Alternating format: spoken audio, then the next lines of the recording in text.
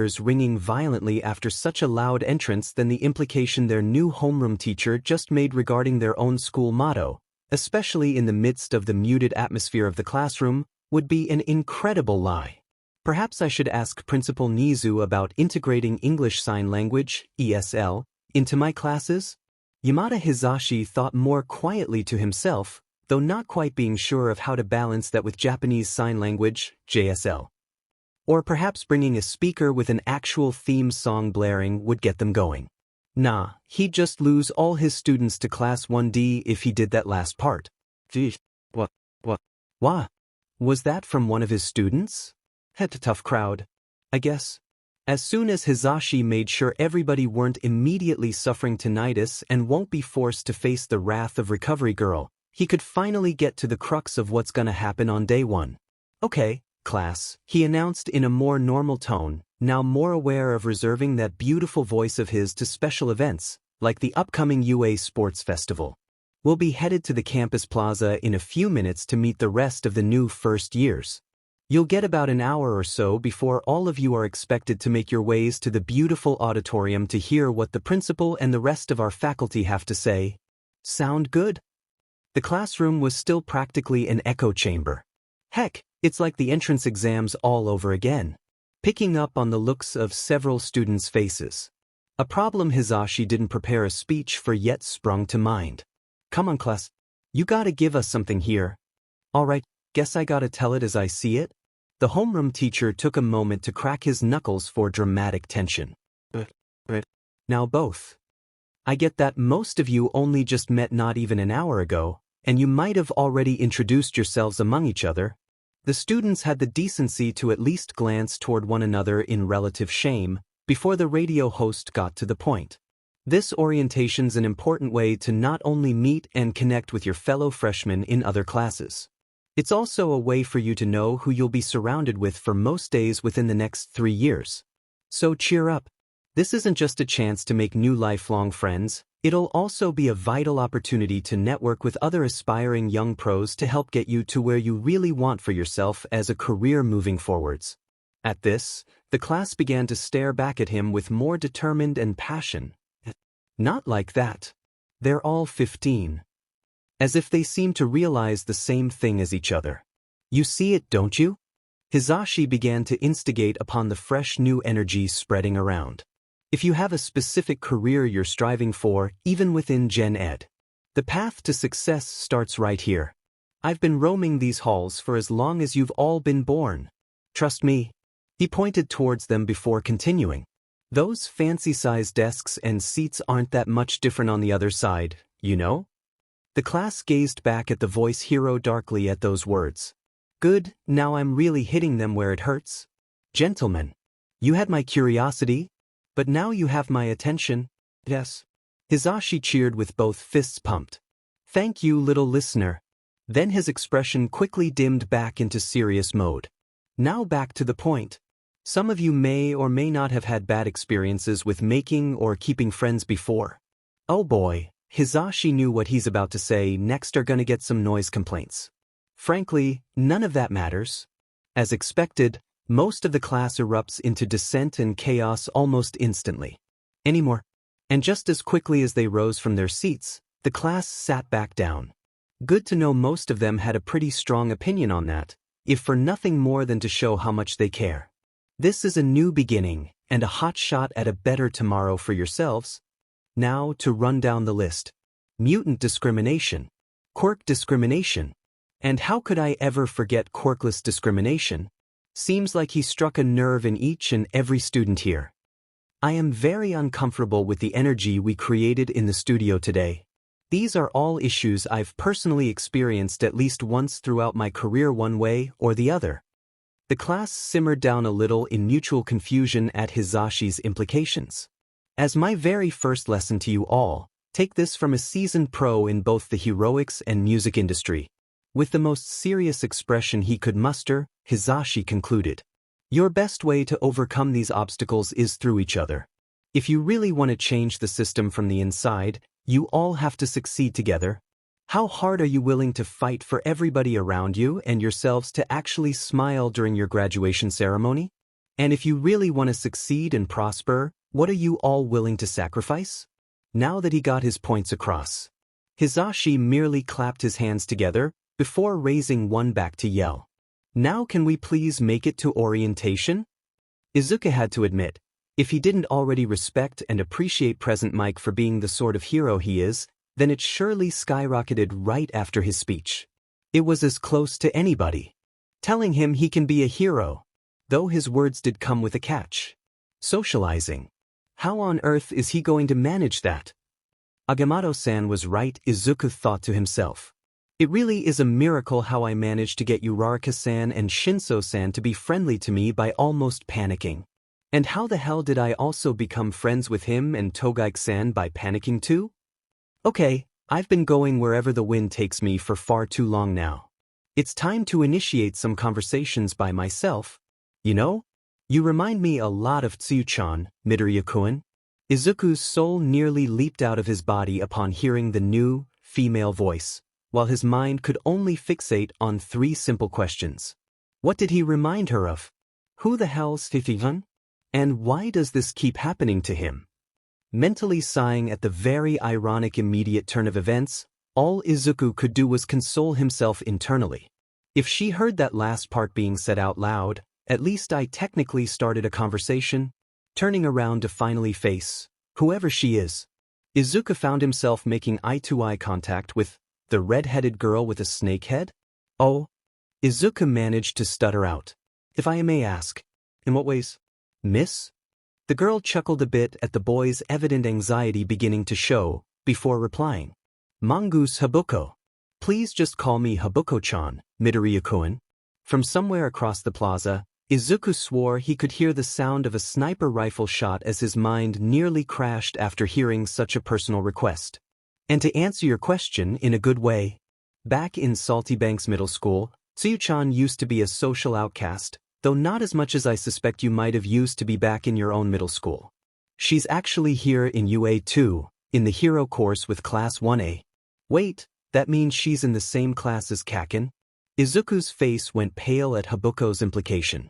Though, thankfully, before he could comment on that fact, another question sprung to mind. Hang on, if she's made it into the Department of Heroes, why aren't you there with her? Habuko's expression soured noticeably, and Izuku could hear the venom slipping into her voice before she even spoke back. Because the practical exam wasn't fair. It's not my fault my quirk doesn't work on robots. Finally being able to put together a full picture with what Habuko gave him, Izuku concluded. Your quirk's a lot like Shinso's, isn't it? Nodding at his theory as she began to tear up. Paralysis. I can immobilize anybody who makes direct eye contact with me for at least 3 seconds, and I know it's not my fault, 'cause it worked on multiple people before. I turned down Isamu for this. And I'm pretty sure the fact Tsuyu-chan's more humanoid and less mutated like I am doesn't help. But Habuko had to look down and physically wipe a tear before continuing on her impromptu rant. Can't help that my appearance makes me. Villain. Don't. Shocked at his response, Habuko looked back up to meet Izuku's gaze, as though begging for him to explain why he said what he said. Don't know, never call yourself that ever again. Izuku growled with a sudden intensity. Seriously, where's all this confidence coming from? When you think the whole world finds your appearance frightening or unappealing, never listen to what any of those people have to say about you. Channeling all of his experiences as a quirkless person, Izuku mustered the words he wished somebody would have said to him all those years ago. The very first thing a person ever says to you can paint a very definitive picture of what sort of person they really are deep down. And if all they can say is something about how your appearance unsettles them, or how your abilities are the only measure of your worth as a person, then why let anything they say get to you? Especially when you know you're surrounded by people who can actually see what you're really like. Or what you're actually worth. Izuku had to take a moment to breathe, as if saying what he said exhausted him. He knew he had no right to meddle into a part of other people's lives without warning. Then again, it won't be those people who said all those bad things about you. It won't be the practical exam and all those robots that'll stop you from getting exactly where you want to be in life. Let me tell you something you already know. Habuko's tears only got larger at what Izuku already said. Yet, none have fallen just yet at curiosity of what he was about to say next to her. People are not born equal. That was my first and arguably my very last setback in life. She looked around to see if anybody was watching this interaction take place, before looking right back at him. The world isn't all sunshine and rainbows, it's a very sadistic and painful place for anybody born even just slightly different. Izuku put both hands to his head, like what he's going to say next would drive him insane. And I don't care how tough you think you've had it so far. 'Cause take this from a quirkless person, it. Stop beating knees. And it'll keep you there permanently if you let it. Not you, me, or anybody will ever beat your ass and hide the Bible if God's watching like life can. He felt dirty finally letting himself swear like this in public, especially in front of a girl. Yet, it's never been about how hard you can hit something or somebody. It's about how hard you can get hit and keep moving forward. How much you can take and your body never lets you stop for a break when you see somebody in need of saving. That's how you smile during your graduation ceremony. Even though he's the one saying it, Izuku couldn't help himself from shedding a few tears of his own, as Habuko fell to her knees. Now if you know what you're worth and how to succeed or prosper, then go ahead and get what you're worth, get the success and prosperity you know you deserve. Yet, when everything goes wrong, you have to be willing to sacrifice everything to eat those hits, drink your own tears, and keep on fighting without pointing fingers at him or her, or anybody if you don't get there. Cowards do that and that's not you. You're better than that. With his tunnel vision still heavy, Izuku walked over to Habuko, lifted her back up by her shoulders, and hugged her. As long as you want me around, I'll always be here for you and no matter no matter what happens. I have your back, this I can promise you. Listen closely, Mongusan. 'Cause I'm about to tell you the words nobody's ever said to me when I needed it most. If it's still something you want, you can be a hero. As the tunnel vision finally fades back into normal, the first thing Izuku hears is applause? Oh shit. Izuku cursed within himself, finally realizing the reality of the situation, as he looked around and saw. They heard everything? How could this happen to me? Being barely saved from his mind crashing in public, Izuku turned around and finally saw who kept dubbing over his misery with memes. A boy, with a screen for a face? Okay, ___means_aside, __w is __statement _Midoriya. Suddenly, the volcano that is Izuku's face erupted in red. His vocal cords choosing this very moment to finally fail him. Hot dog 𝐒𝐻𝐁𝐵, Midoriya-san. Bist du ein Motivationsredner oder so etwas? Beer mug? Pizza Mamma Mia. Midoriya-kun. Aaron Moto Cosibello per tirarlas su di morale, hot beverage. That's the most manliest speech I've ever heard. Really had to hype us all up on day one. Midoriya-kun? He said what he had to without too much bullshit. Eagle, you're gonna make me water, Eagle. Why are you not in the hero course by now? Too bright. I can't. Come on, Parsley. Kiss her. Somebody 𝗕𝗏 my spaghetti. From within the depths shines the color spectrum. Now I really wanna kill some ignorant dicks. You sure you belong in Gen Ed, pal? Run. Midoriya. Run. Boing. Yami Kudasai. You're gonna make him faint. But I really wanna sink my blades into him. Quit it, you knuckleheads. Talking all at once only gonna overwhelm him. Rikushukuin. Get over here. I found him. I'm coming. I'm coming. \with slash. \the slash. \amount slash. \of slash. \information slash. \overwhelming slash. \Izuku's slash. \mind. \it slash. \shouldn't slash. \b slash. \long slash. \before slash. \Izuku's slash. \consciousness slash. \begins slash. \to slash. \fade slash. \into slash. \the slash. \vid slash. Kitchen knife dagger. Sparkles. Scotland for river roar. Ga? 𝗵𝗲𝗵𝗲. After graciously having his mind back where his heart and soul still resides, Izuku took the moment to survey his surroundings, only to still see almost the exact same crowd of people staring back at him worriedly. And now, a brown blur's approaching him at blinding speeds. Brown? Before Izuku could think any further on that, the recently regained air into his lungs quickly exited his system where it initially entered, as his torso suddenly felt heavier, and both of his shoulders were wrapped by what can only be described as pure warmth. Don't scare me like that again, Midoriya. Ochako yelled as she shook Izuku's shoulders frantically, all while maintaining her current hold over her silly classmate. With her face now firmly planted where his neck used to be. I was this close to dragging you into Recovery Girl's office myself. Okay, but you can ease up now, Uraraka-san. 𝗧𝗏𝗧𝗏 teased as he walked into Izuku's peripheral view. He's awake now, let poor old Mr. Plain-looking breathe. Agamotto-san Ochako whined petulantly as she untangled herself from him, even as she realized the jab wasn't going to get old soon enough. Especially. She's, never mind that. Please. Oi, Moon Man. The also familiar sight of Chikuchi called out, her figure only becoming more visible to Izuku as she walked closer. Stop teasing Uraraka-chan about Midoriya-kun. She just clearly knows him longer than the rest of us. Why the fuck you lying? Why you always lying? Oh my god. Stop fucking lying. As the trio helped Izuku back to his feet, Izuku could only stand and wait for what's next. With a quick stare into Izuku's eyes, Chikuchi seems to have arrived at a conclusion of her own. Class 1C. Introduce yourselves to Midoriya-kun properly. Names and quirks. Seating order. Tansatsu Kisueki, a conveniently full-body-skinned orange boy, stepped forward as he revealed himself. Quirk, channel orange. I can manipulate anything in the color orange, just as long as it's within the citrus range.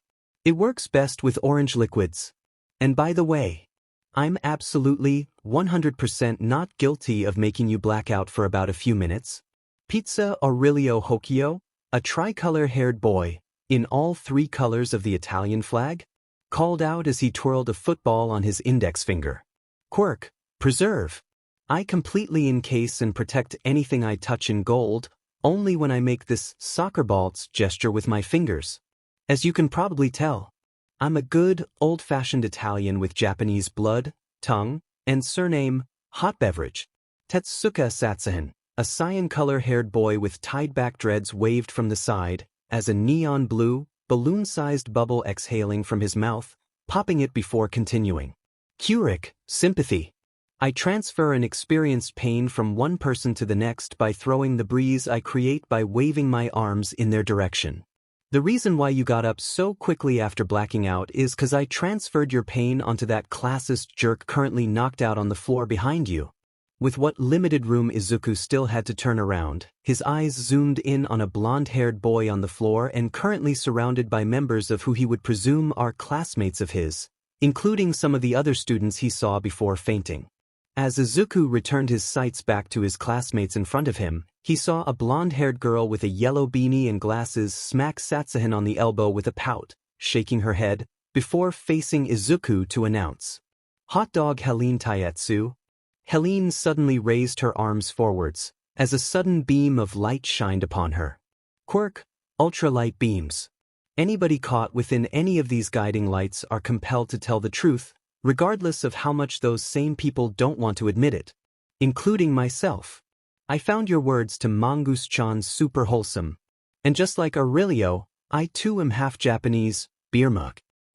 A completely whitened boy with black voids for eyes uncrossed his arms and bounced his resting leg off of the fountain he rested on. Kaikaquin-gen. Quirk, paranoia. The more black and or shadows whoever I desire to strike with my quirk is surrounded by, the more their own personal fears come to life, which only works on the mortal man. Excuse me if I seem hesitant to disclose any additional personal information at this time. Oh God, please don't make me do this, a blushing girl? Izuku thinks. Who's more bear than human, exclaims before making eye contact with Chikuchi, who promptly stares her into submission until she taps out and submits to the art of peer pressure. Please don't laugh at my name. Hentai Keijo. Quirk, recycled. Unlike my twin brother, I can only create anything that's been exclusively made with leaves, instead of the whole tree. I've been a transsexual at heart since I was 13, and waiting desperately until I turn 18 to complete my transition. Shogen Sumo, a chestnut-color-haired boy with a cocky grin on his face, pulled his sleeves back to flex and show off his metal arms. Quirk, concussion. I can cause people to have concussions with my flashbang-style avalanches, and these arms, as well as my backup database brain implants, technically makes me a cyborg. So if you need anybody to ask for help in any test, you're looking right at him. 𝗵𝘃𝗁𝐻𝗂𝗧𝗏, flattened boy with bleached hair held out an orange handed to him by 𝗕𝗁𝗏𝗧, with a demonstration soon to come, if Izuku's intuition proved right. Quirk, second dimension. I can make anything flat by sticking it in my mouth, and it stays flat until I stretch it back out again. As you could probably tell, I'm really into any retro 8-bit and 16-bit games, especially if there are a lot of squares. Choso Aishu, a girl with a messy bob hairstyle, said as she watched Juo flatten, peel, and eat the previously mentioned orange, before looking back at Izuku's direction. Quirk, talents. My toenails are retractable, pedicures don't affect me at all. Can dent metal, can hold a car from falling off the goddamned cliff of a mountain. Please don't ask, it was a really bad family trip, and it works better on less durable material. Also, you've never met me before, though my stinking cunt of a twin brother, Iju, keeps showing me whatever he has on his phone of him and his other friends bullying you, just photos and videos. Don't worry, as much as I love to joke about stabbing people, I actually disagree with everything that bastard said and did to you for so many years. Izuku's heart began to beat normally again after her reassurance. As alarming as her first few words to him were, revealing how much she actually knew about his past with Kaken through her twin brother nearly sent him to a second blackout. Until she casually explained how she vehemently opposes her own sibling about how Izuku got treated. It still didn't change how much he suffered beforehand, though at this point, it's the closest thing to an apology he'll get from any of them. Meanwhile, a boy with violet/neon purple hair jumped into his view. Joan Shinsei, he proclaimed boldly, before suddenly reappearing with the back of a girl and a boy's shirts in both hands. Quirk, head start. I can freeze time and space for 2 whole seconds to do whatever I want without anybody realizing until time catches back up with me. I can only use up to a full minute of my astral state. And to speed this process up by about 2.5 students. Eagle Vision and Gas Boring names are Takami Masho and Kayama Shinkyu respectively. She has every stalker's dream quirk and hair color, while he has Insomnia's dream quirk and hair color to get off sleeping pills. I'm speaking for these 2 socially inept peanuts, cause they would totally be telling you way less and take way more time to speak than I do. So don't take it personally, they just suck at even speaking to others. Rikushu Jinki, the reasonably unhinged boy, got as close to Izuku's face to feel his caffeine-flavored breath bounce off both of their faces. Quirk, insomnia. The less sleep I get, the more crazy I get. Joan-kun wasn't lying about those peanuts. I wanna crush some sacks. Right? No. But brain rot. Get to the point. Or I'll wear your skin with lobsters on your nipples to Northern Ireland, come into a sheep in Wales, then move your internal organs from England to South Africa.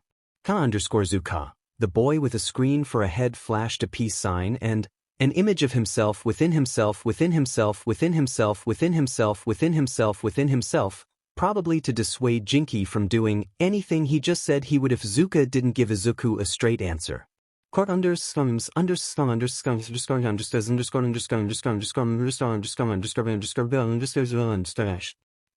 Recovery girl.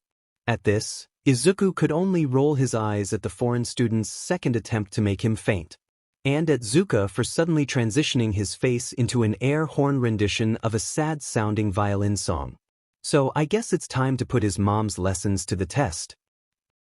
The Chinese boy couldn't resist the growing smile on his face at somebody other than himself speak in his native tongue, which is why he chose to return the favor. Monoma-kun is an idiot, he got what he deserved for being antagonistic. You were simply lifting the spirits of your classmate. While Izuku couldn't outwardly agree with the first 2 parts of the foreigner's sentence, he notably didn't disagree with it either. His muted reaction had been noted. Your classmates are very considerate to introduce themselves as a class to you once more, so allow me my turn. My name is Rin Hiryu, and my quirk is called Scales.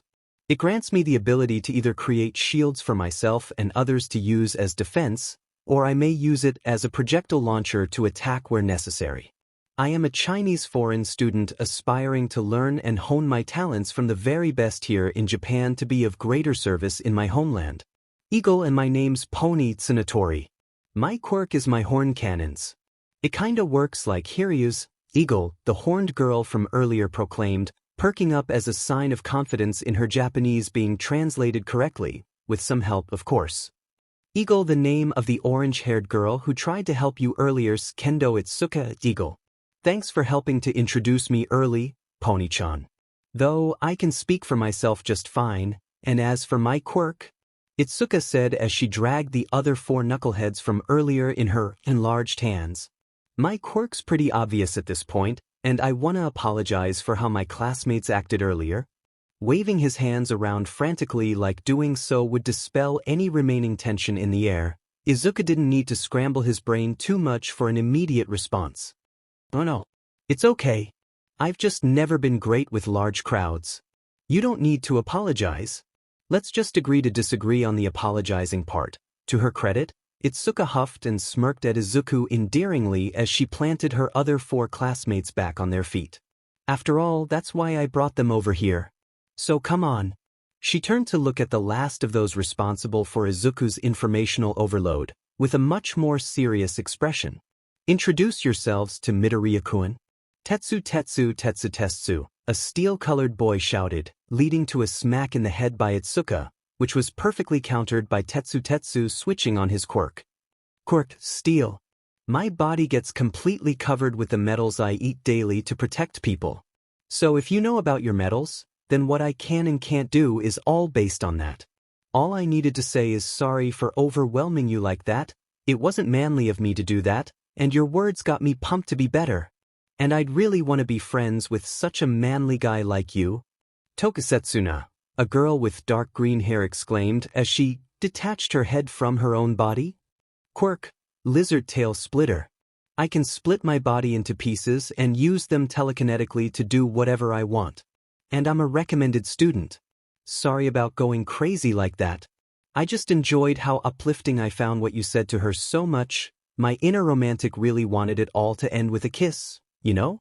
Also, same as Tetsuku here, you seem like a pretty chill guy and I'd like to get to know you more, Parsley. Kamakiri Tager. Quirk. A boy with a mantis head muttered at an audible level, as he suddenly raised one of his arms, with a blade extended a bit too close to Izuku's throat for his liking. Razor sharp. They can cut through just about anything. Sorry for adding on to your anxiety, and if you're gonna hang out with them, you better drag me along too.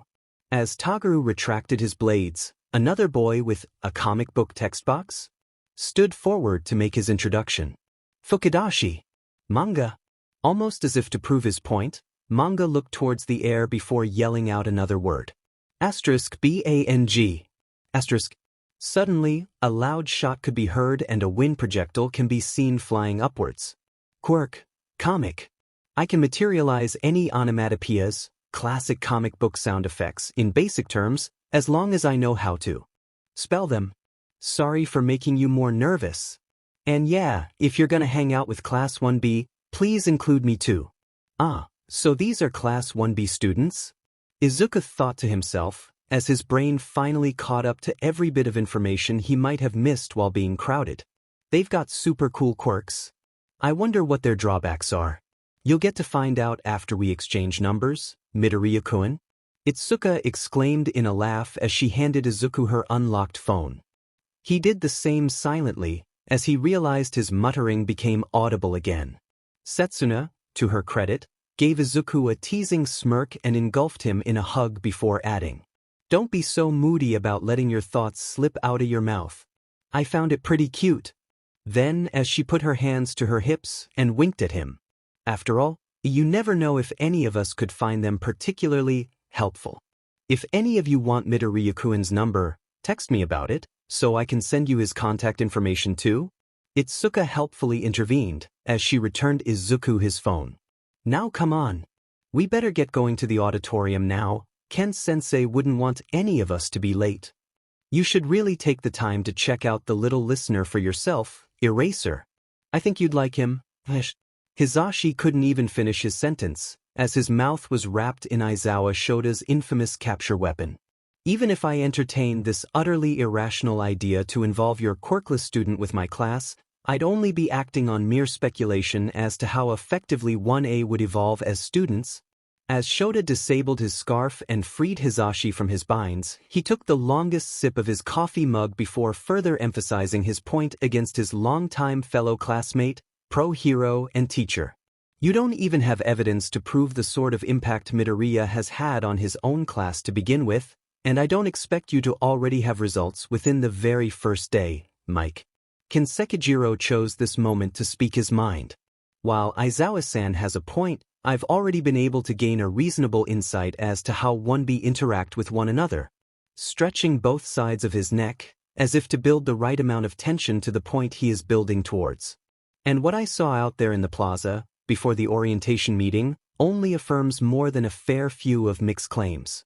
That Midoriya kid knows far more about what it should be like to actually be a pro-hero than any general education student reasonably would, and I'm already seeing one of my recommendation students, both of my foreign students, and 4 of my regular students act as if they've known each other for as long as you both have. Just as 𝗧𝗏𝗫𝗍𝗪 finished his sentence, Kayama Namuri chose this very moment to enter the teacher's lounge. This is why you should have taken 1A to the orientation, Eraser-kun. Clasping her hands together, as she shook them to both sides of her head, she exclaimed. The youthful energy was off the charts, and I loved every second of it. Sighing at the R-rated hero's antics, 𝗕𝗏𝗧's face grimaced, as the memory of his mutually long-fallen friend and classmate, 𝗓𝗏𝗄𝐻, sprung to mind as the words left his lips. From the student profile Principal Nizu supplied us with, we don't even know if being a hero's still something Midoriya wants to pursue. For all we know, maybe he's finally decided to be rational and pursue other dreams of his within his biological limits to avoid a fate like 𝗓𝗏. Like 𝗓𝗏. 𝗓𝗏𝗄𝐻, right? Hizashi helpfully supplied, sensing the dark turn in the conversation. Sighing, before finally responding to 𝗕𝗏𝗧's counter-arguments. Look, the way he died was horrible. Even now, I still go to bed at night, and all I see is our class resident beacon of hope die an early death doing exactly what we were taught to do in a profession like this. Then you clearly understand my natural hesitation towards involving Midoriya without the evidence, right? Hizashi shook his head, placing both palms on the coffee table, before taking a deep breath, and continuing the point exactly where he left off. On Oboro. Yeah, I get that, I do. Though you're not quite seeing the opportunity one thinks some of us are already seeing show. And that is, when 𝗓𝗏𝗄𝐻 ran into, do what he did. In my dreams, I also saw a lonely boy with the weight of the world on his shoulders, struggling to even smile as physics eventually dominated every bit of his strength and will in no time flat.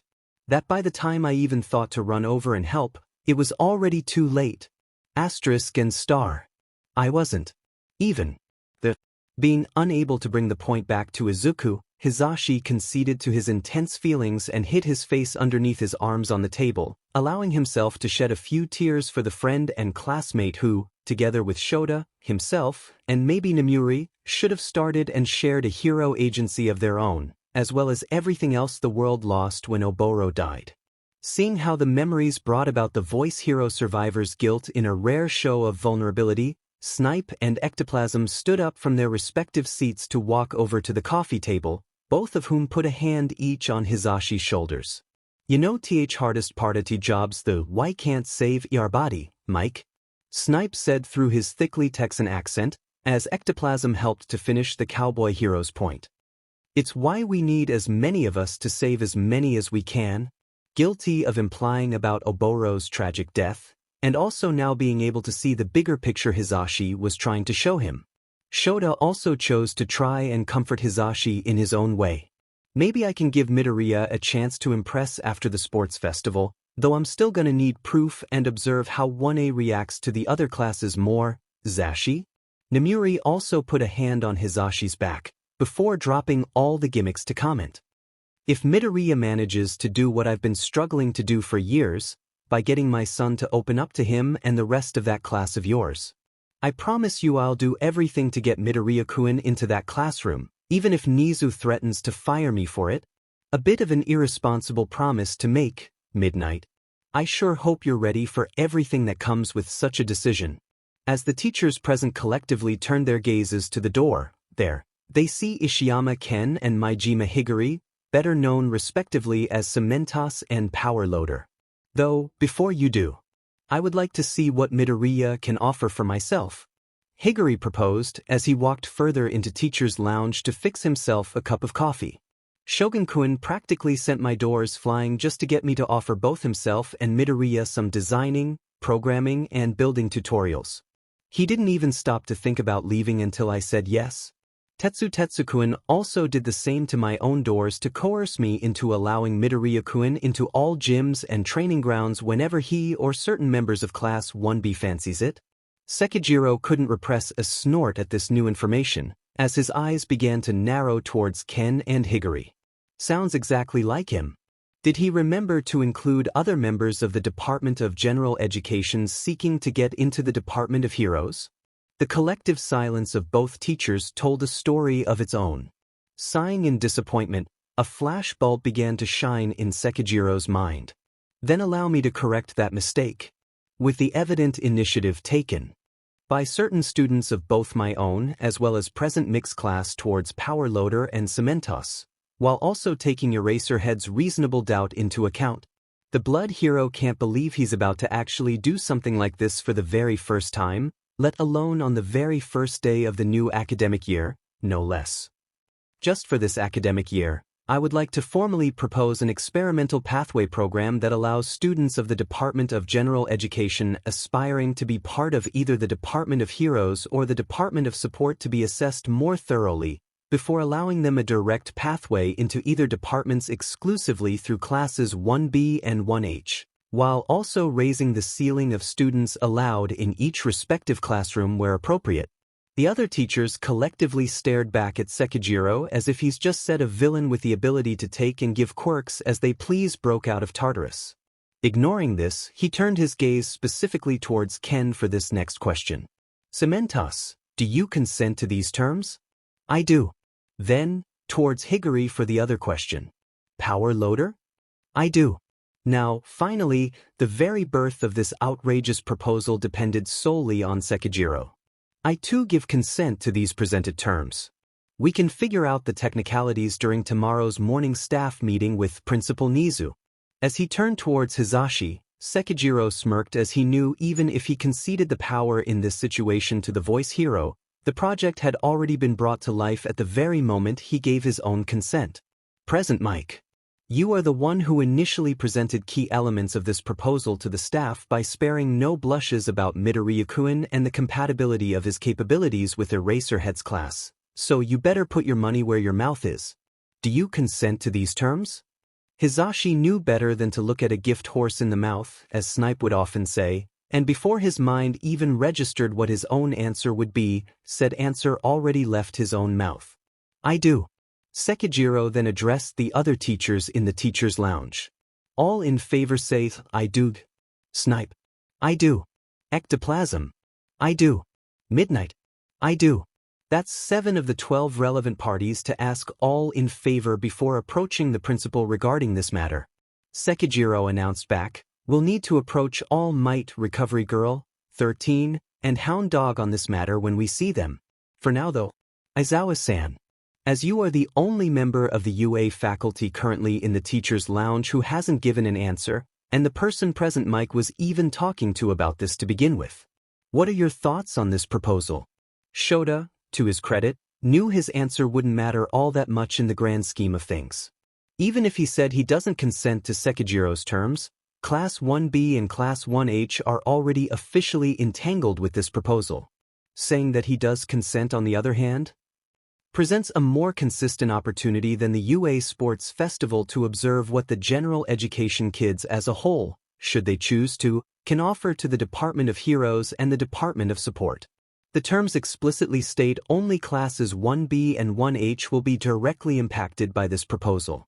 As the homeroom teacher of Class 1A, much like Ken's decision to only involve 1H, despite his obvious stranglehold over the entire Department of Support, he could create his own terms. while potentially making it easier and faster for the students actually care about each other to make teamwork less of a hassle, and force students to actually take the initiative in their education more. He could use this program to threaten 1A into pushing even further beyond their own limits and possibly yield better results eventually, offering a more viable option to scare any of his students with no potential straight without falling back onto his expulsion logical ruse or the black marks. Too much. It would only be irrational if 𝗧𝗏 didn't accept. So finally, 𝗧𝗏 made a decision. I do. And I do too. 𝗧𝗏 knew he'd have to come up with something like this eventually. For as long as quirks have been around, perfecting the educational aspect of being an elite school for heroes, general studies, support, and management never really outgrew its status as an art form more than a practice. Especially if all those other schools are any indication.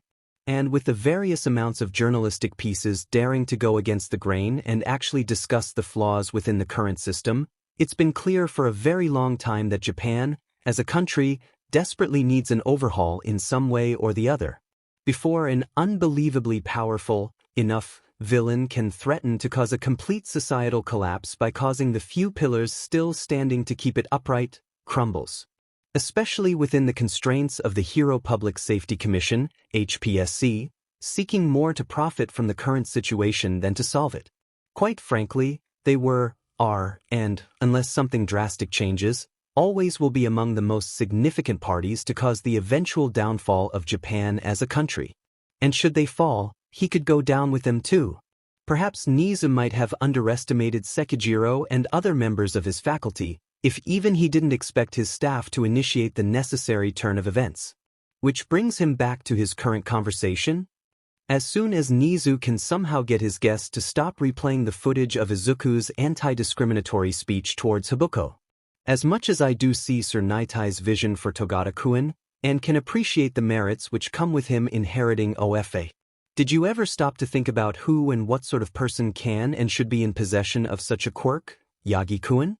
Yagi Toshinori merely shrunk in on himself as a response, switching off the tablet and setting it aside on the table for later, as he's now forced to face the reality of the situation he faced in finding the right successor, which had been far harsher than initially expected.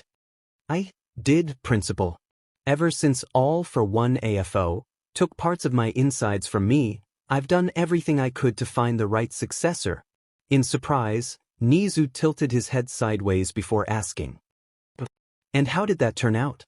Grimly, Toshinori looked away from the principal as an entire lifetime's worth of struggles rushed his mind.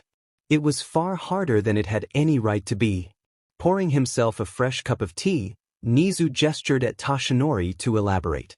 Even now, if I hadn't passed on 𝗬𝗡 to young Togata, there's a specific character criteria I hold dear to me that I would have ideally found somebody perfect for my former quirk. And what might that be, Yagi-kun? 𝗧𝗏 questioned as he took a long sip from his cup, suspecting there is more to what Toshinori has already said. A flashier quirk? A more marketable personality? An even more extreme work rate? Not necessarily, it's more to do with a very specific characteristic I value above all else, which would be one's lack of hesitation to dive in to help others, regardless if those in crisis believe they either need or want the help to begin with. Placing his cup back down onto the table gently, 𝗧𝗏 couldn't resist a smile at the symbol of peace's surprisingly poignant answer. Why, what an especially wise element to scout for specifically. So if what you have said to me thus far would implicate what went wrong. At this, Toshinori merely sighed in exhaustion, as he knew what he would say next to 𝗧𝗏 would change everything. I've read about the quirk singularity theory recently, and I'm starting to believe I might have doomed young Togata with my desperation to seek a successor. 𝗧𝗏 did read about that idea before. The problem was that at the time that particular theory was proposed, quirks weren't anywhere nearly as strong as they are now. Though the other part of Toshinori's answer did significantly worry him. What do you mean by desperation? Is it to do with your time limit withering to what it is now? Toshinori sagely raised his own cup and took a decent sip, before looking back at 𝗧𝗏 to explain. Only partially. With hero society being the way it is now, I couldn't possibly fathom allowing the wrong person to inherit 𝗬𝗡, So it lead me back here to UA, where the purest of ideals and intentions tend to be amongst teenagers merely 3 steps away from making it in the industry. Like how I used to be back when Nana was still alive. Now I'm at risk of losing everything I hold dear once again, just as I felt before leaving for the States, 'cause I overlooked that one specific step I didn't see was right in front of me, until it was too late. Yagi-kun, are you referring to either the risk of quirk singularity possibly causing Togata-kun's body to fail young? Or, if your most recent bit of screen activity is a sign of anything, are you implicitly referring to the suggestion that Midoriya-kun might have been a much more fitting successor? Honestly, Principal Nizu? I believe both can be true at the same time. Nizu showing Toshinori the footage of Izuku trying to encourage Hibuko would be a great decision. His former student picked up from where he left off. I looked into the history of OFA's users and realized I completely failed to pick up on the correlation between inheriting OFA as a user with a quirk of their own, as well as how they might age with more than one quirk at a time. Who, exactly, might you be referring to? Nizu asked, as for the first time in some time, he found himself lost and clueless regarding the subject at hand. To which, thankfully, Toshinori did not let him linger on such a feeling for long. Shinomori 𝗬𝗓𝗄𝐻. Shinomori-san originally started his journey with OFA using his quirk, Danger Sense. He's the only OFA user besides me, to date, who has survived AFO's wrath, living in almost complete isolation from society to hone the quirk as much as possible, before dying at the age of 40, due to old age. This is extremely troubling to Nizu. If All Might's implications are any hint, then that means you survived wielding an extremely powerful and continuously developing quirk through a variety of high-intensity situations for over 4 decades due to your previous quirkless status? Unfortunately, Toshinori's worsening expression only showed Nizu how dire the situation really is. Yes, and if even Shinomori-san couldn't live past the age of 40, with the amount of development OFA has gone through since then, you unintentionally condemned Togata-kun to die young, perhaps about as young as within the next few years. Katsuki had a pretty shit day. Or at least, a shittier day than what he's normally used to. Sure, he got to see what the shitty extras he's surrounded with for the next 3 years can do. Which is to say, Katsuki's incredibly unimpressed with what he's seen. Besides maybe ponytail, icy, and shitty hair. Probably 4 eyes and bird head too, if Katsuki felt charitable. *Y*. Better than the goddamned shitty extras? It didn't make any sense. Katsuki knew he'd have a tougher time being the best here at UA, though it still didn't explain why some of these extras are so laughably bad. Even 𝗕𝗂𝘁 would take most of M down with minimal effort. And Deku wasn't even in the hero course, like they used to say they would. As soon as 𝗕𝗂𝘁 gave up on being a hero, it became harder and harder for Katsuki to actually find him, let alone chase him for the first few months. No. Katsuki verbalized in his mind, as the knowledge of where his former best friend and stepping stone currently is pissed him off far more than Deku giving up on his former dreams. He's here at UA, and he's in Gen Ed. Why the fuck would that damned nerd still bother with UA if he gave up on being a hero? Even worse, Froggy Style had to open her mouth and spread the word about Deku among some of the extras pretty quick about how Katsuki had to take a moment to jog his memory back again. Inspired her shitty goon to be a hero? Did you even give up on being a hero to begin with? Not even a day's gone by in UA, and he's already showing me up. That whole scene made Katsuki sick. Hearing raccoon eyes and nudist squealing and squirming throughout it all actually made him take his bag and walk out of the classroom right there and then. I nearly even threw an explosion at All Might just to make him let me go. Hell, it probably hurt even worse to hear its ponytail, of all people, basically sing his praises on Katsuki's way out.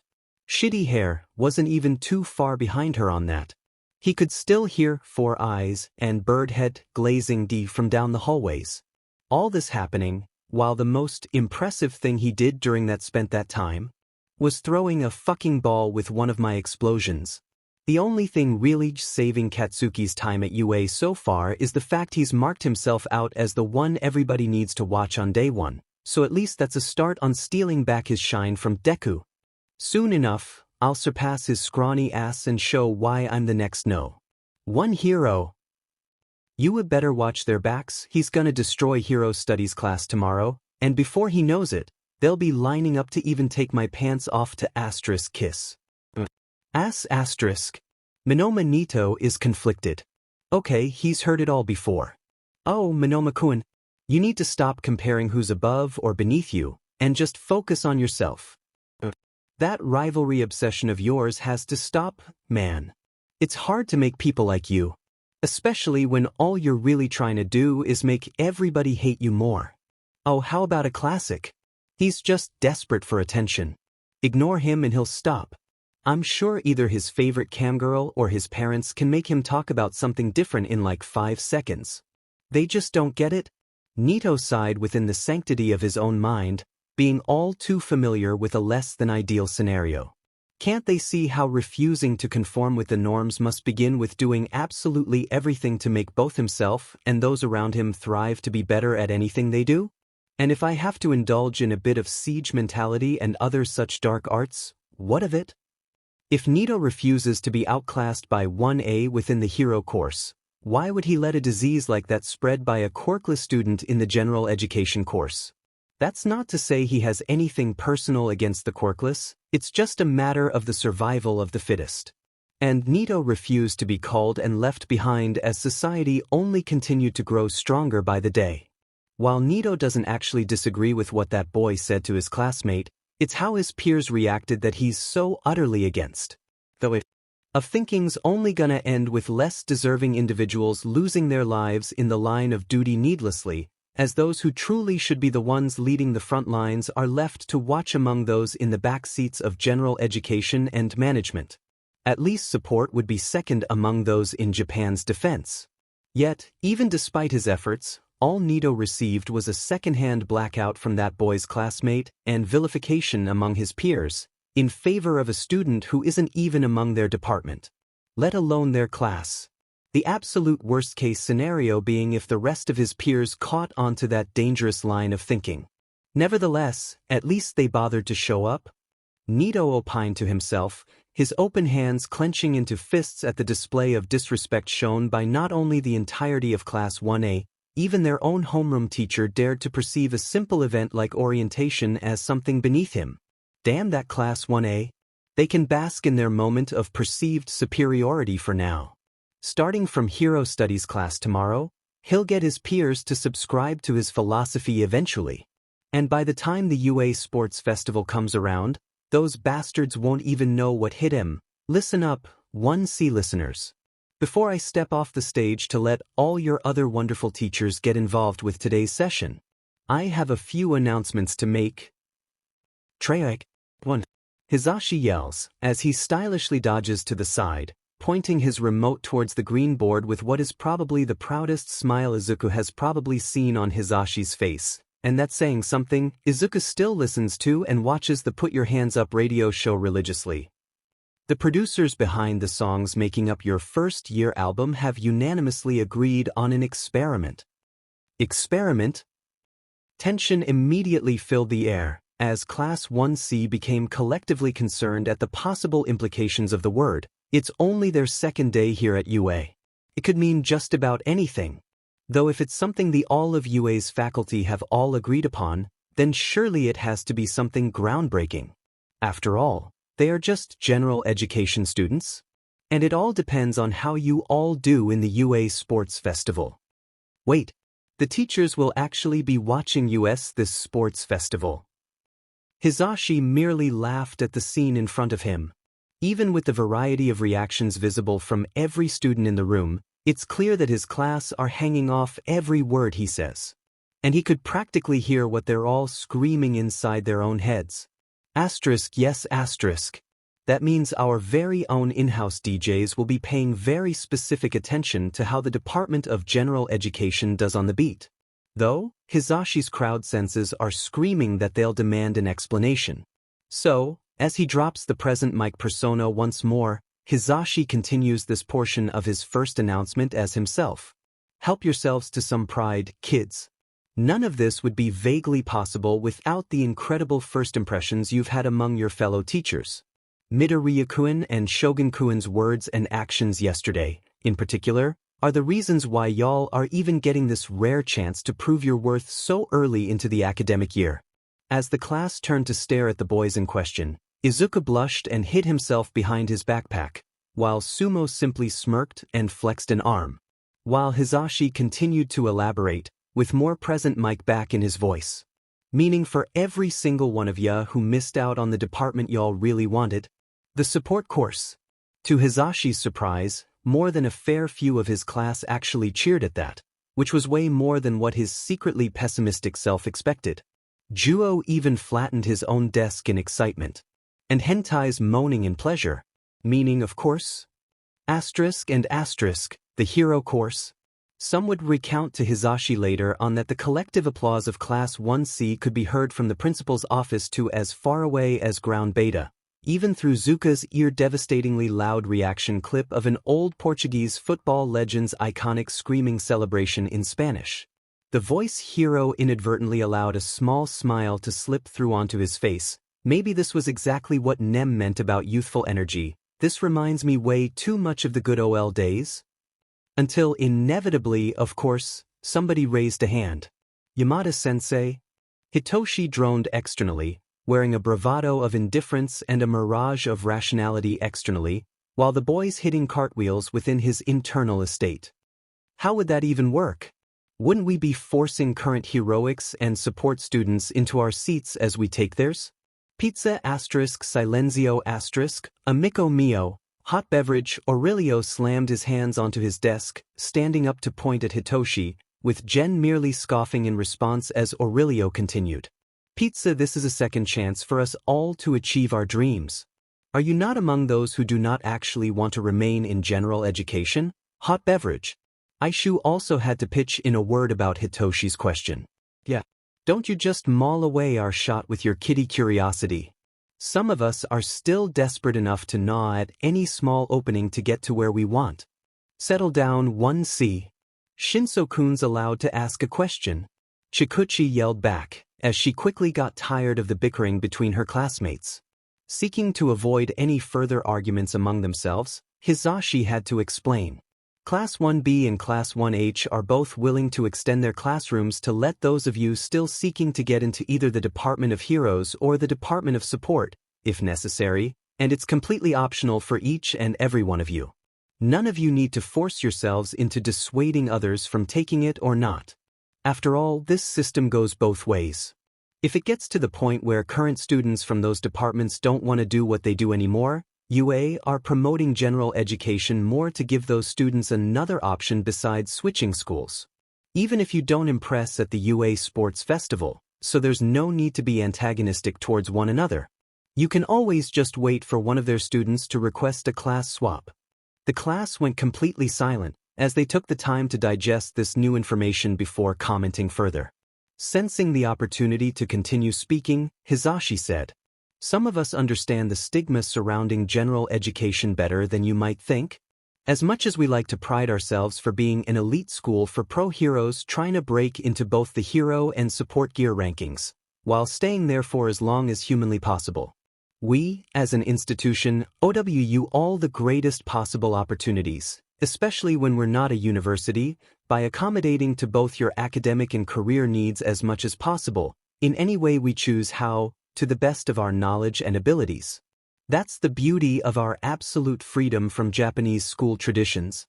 Seeing some of his students' jaws physically drop to the floor, Hizashi decided to wrap up this first announcement with a concluding statement and an even bigger prideful smile towards his current crop. The UA Sports Festival was never meant to only be a public exhibition of the Department of Heroes' strengths. So remember everything I said before, take it to heart, and if you're still adamant on your hopes and dreams, seize the day and show the world what UA's current Class 1C is all about. As Izuku took his order of katsudon from Lunch Rush's hands, he walked over to the table where Tsutsutaka, Chikuchi, Habuko, 𝗬𝗧𝗏, and, begrudgingly to the final student in question, Hitoshi sat. So, guys?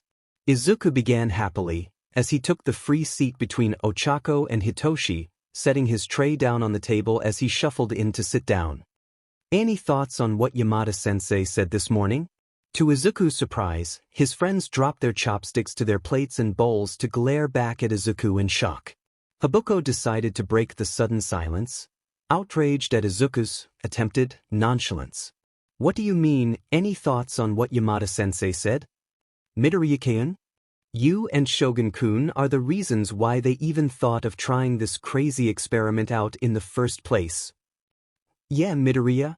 Hitoshi chuckled with a spit take, helping himself to another bite from his casein udon, finally feeling comfortable enough to allow himself to actually smile around his newfound friends? Was that what everybody calls their abductors? Both of you actually made Vlad King and Power Loader to agree to this? Now I got more than one way into the hero course. And it's all thanks to you two maniacs. Finding himself blushing and flustered, yet again, Izuku awkwardly picked up his spoon to take a bite of his own lunch, swallowing down his bashfulness, before replying back. Thank you, Shinso-kun. I'm just glad what I said yesterday managed to help others, in more ways than one. 𝐎𝐻. 𝗧𝗏 managed to chuckle through bites of his hamburger, with a slightly wobbly glint in his eyes. You did way more than simply helping others, Midoriya-kun. For the very first time since we all got accepted into you, you gave us all hope in ourselves again. Placing his lunch back down onto his plate, 𝗧𝗏 then made intense eye contact with Izuku, preparing the atmosphere to be every bit as serious as the words he's about to say. For as long as I've been an older brother, I always wanted to be a hero for my younger sister, Gochido. She looks up to me as a role model even to this day, and I have to be the best possible version of myself to make her follow her own dreams, if she hasn't already figured that out by herself yet. So if I don't at least try to make it in for her sake, my family's only ever gonna look at me as big, bad 𝗧𝗏. The big, dumb, selfish failure who only brings shame to his family's name. As the mood of the table suddenly became melancholic, Chikuchi felt the need to reach over and wrap 𝗧𝗏 into a hug as the group's resident joker began to sob, hushing him for good measure, as she attempted to reassure him. 𝗧𝗏. Nobody here believes you're a failure, Yamada-kun. You're just trying to be the best big brother you can be for your little sister, and I'm sure you'll make it in whatever you pursue. You didn't know me before we got into you, Togaiki-chan. 𝗧𝗏 wailed from under Chikuchi's shoulders, his words muffled by the yoke of her uniform. I had to go through rehab in a juvie school to get to where I am now. My reasoning for wanting to be a hero sucks. If you really think that about yourself, Yamada-kun? 𝗬𝗧𝗏 finally began, as she had been listening intently to the conversation as soon as she finished her conversation with Lunch Rush. Then I'm every bit as selfish too. Narrowing her eyes into slits, Habuko couldn't resist the urge to press 𝗬𝗧𝗏 on her reasoning. What do you mean, 𝗬𝗧𝗏-chan? Yamada-kun's aspirations aren't selfish at all. Shaking her head in disagreement, 𝗬𝗧𝗏 placed her chopsticks back down onto her tray, before elaborating. I only want to get into the hero course for money. Raising a brow at such an answer, Hitoshi felt obliged to intervene with his own motivation, as if to raise a point. And I want to get into the hero course to shut people up about my supposedly villainous quirk? What's so selfish about wanting to get into the hero course for money? It's not that I don't want to be a hero for my own reasons, it's the fact my parents put themselves through financial hardships for years now. 𝗬𝗧𝗏 explained sagely, as her gaze shifted back down onto her bowl of rice, disassociating herself from the words escaping her lips. Both of my parents have been my heroes for all of my life. They've been trying to hide their pain behind tired smiles and pretty words, while I'm here enjoying something as simple as a bowl of rice with my new friends. While they're back out there, suffering through every night and day just to keep me happy? When I just want them to be happy too? Even if it meant having heated arguments with them both about me wanting to help and trying to ease their burden, even when it went against everything my parents ever taught me to be. Izuku personally found himself stunned at how easily 𝗬𝗧𝗏's revealing such a motivation for being a pro-hero, and confused at how any part of what she just said could be construed as being selfish. Though, before he could linger any longer on those points, she continued. And there's been countless times when I'm back in my bedroom, after yet another argument, as I stare at the stars in my room with the lights off, wondering about the exact same question I could never really answer each time. When doing something as simple as helping people who were in trouble becomes hard, when helping people becomes something to desperately fight for, who protects the heroes when they are hurting? Turning back to 𝗧𝗏, who has since wiped his own tears to look at Ochako. She asked, "So if trying to be a better big brother for your younger sister's what you call being a big, dumb, selfish failure, then what am I?" Finally, Izuku summoned the courage to speak up. "Uraraka-san." The girl in question simply turned to her left as she's been summoned. "That's not being selfish at all. Helping your parents financially's a perfectly valid reason to want to get into heroics." And Agamata-kun? The boy in question looked back in front of him to look Izuku dead in the eye. "Maybe you're right about being dumb if you truly believe your little sister won't still love you, even if you don't make it into the hero course." Seeing her opening to contribute more to the conversation, Habuko spoke up. "Just like what Shinso-kun's doing, I only want to get into the hero course to get people to stop treating me as if being a mutant means I'll eventually become a villain." Holding up a hand to stop Habuko from spiraling any further, Izuku interrupted with, "Neither of those things are selfish nor dumb either. While I can't speak for Togaiki-san, you're all clearly trying to break out of a bad situation for the sake of others. Whether you think so or not, succeeding in whatever way you can will only inspire others in similar situations to do the same, and it can go a long way in breaking the stigma against simply trying to help in any way you can on your own journeys in life." Chikuchi rolled her eyes endearingly towards Izuku, as he simply picked up his bowl and kept eating after saying all that. "Midoriya-kun's done it again. I'll fucking do it again." The group looked to the table behind Izuku to see Izuku's face displaying a close-up shot of an old cartoon dog, as the full table of Shinkyu, Masho, Aurelio, Helene, Satsuhan, Shinsei, Jen, Aishu, and Keijo all collectively facepalming at their classmates' antics. "Hot dog verdammt." 𝗵𝘃𝗏𝗏, the German exchange student, grumbled as she took her glasses off to pinch the bridge of her nose. "Hot dog, was that really necessary? 𝗵𝘃𝗏?" Much to their collective disappointment, Zuka simply switched his display to show the English letters XD on his face, before replying, "Yep, __if__going_________students__________________________ We ________________________________________________________________ As much as I wanna disagree, if we're really serious about getting to where we want, we're all gonna need to band together to strategize." Satsuhan admitted begrudgingly, not wanting to reveal too much publicly, as he already caught quite a few students from the other departments staring at them. He especially didn't like how that one blonde-haired student with the scowl on his face kept looking at Izuku as if the latter abducted the former and asked if he wanted to become a villain. Fortunately, some people on Satsuhan's table got the memo. "Yeah, we just can't discuss anything too sensitive here before we're even in the stadium for the first event," Shinkyu said suddenly, looking straight at Izuku's direction with the most blatant, "don't talk about it here" face he could muster. "Especially when we don't have all the information to work with?" Unfortunately, some people on Satsuhan's table didn't get the memo. "What do you mean, 𝗂𝐭𝐴𝐻?"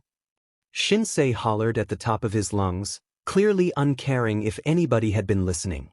"With Midoriya-kun in our class, we'd be better off planning for the second and third events instead." Then came the explosions. 𝗕𝗏𝗄𝗄𝗄𝗄𝗄. Before Katsuki could get anywhere near Izuku, however, he found himself taken down by a girl with bird eyes and a boy with violet/burgundy hair. "Let me go, you shitty extras!" Katsuki screamed out loud, not caring if he made a scene as he tried to writhe violently from their grips. "Who the fuck do you think he is? That damned nerd isn't gonna do a damned thing to me." Masho contorted her body to lock Katsuki's in a figure-4 leg lock, as Shinsei kept Katsuki's arms pinned in an armbar. While Katsuki screamed in agonizing pain, Masho yelled,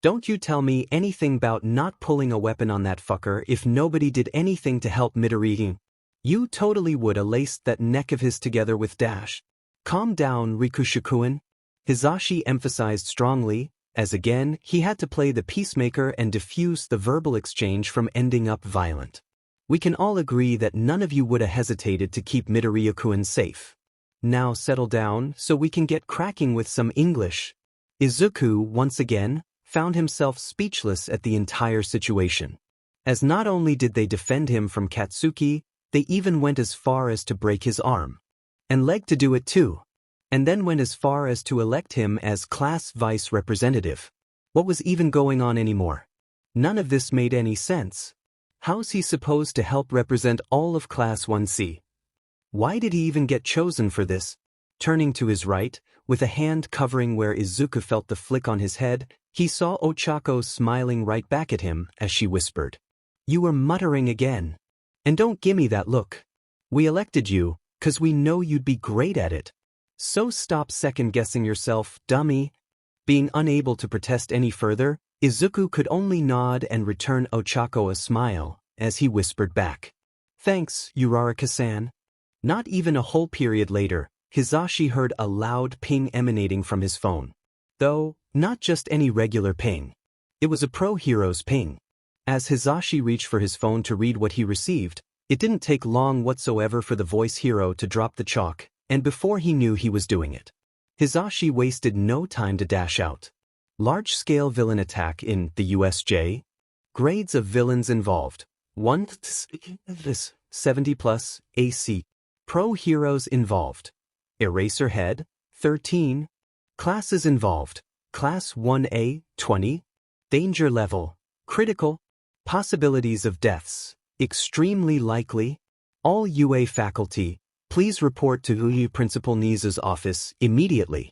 As Hisashi frantically wore his coat back on, while preparing to sprint over to Principal Nisa's office, Hisashi barely managed to stop himself at the door to explain himself quickly. Class 1C. There's an emergency I gotta attend to. Periodus IXS cancelled.